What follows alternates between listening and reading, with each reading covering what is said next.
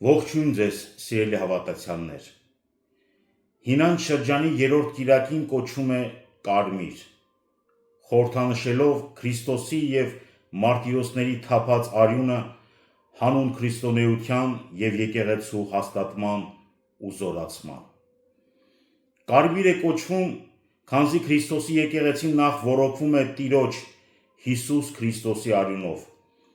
ապա քրիստոնեության և եկեղեցու համար նահատակված սուրբերի և մարտիրոսների արյունով։ Այո, տիեզերական եկեղեցին հիմնվել և հաստատվել է նահատակության, թափված արյունով։ Ուրեմն պետք է մեծ լինի քրիստոնյայի պատասխանատվությունը հանդեպ եկեղեցու, հավատացյալն էլ պետք է պատրաստ լինել մեծ նվիրումի հանուն Սուրբ եկեղեցու։ Սուրբ եկեղեցու հաստատման խորհուրդը ոչ թե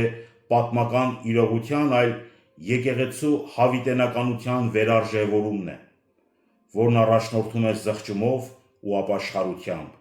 քաջությամբ ու խոստովանությամբ զինվորագրվել Տիրոջ փրկագործ առաքելությամբ։ Այս կիրակին յուրաքանչյուր քրիստոնյայի հիշեցնում է, որ պետք է քաջ լինել և մեծ եռանդով պայքարել ամենօրյա և գուցե սովորական դարձած վատ սովորությունների և մեղքերի դեմ։ Սուրբ Պողոս առաքյալը քրիստոնյային ներկայացնում է իբրև վերից վար զինված մարտիկ, բայց զինված ոչ թե նյութական զենքերով, այլ մեր Տիրոջ խոսքով և օրինակով։ Իսկ հետո էլ նշում է. «Բարի պատերազմ մղեցի, ավարտեցի կյանքիս ընթացքը, պահեցի հավատքը։ Այսուհետև ինձ մնում է միայն սպասել արդարության պսակին,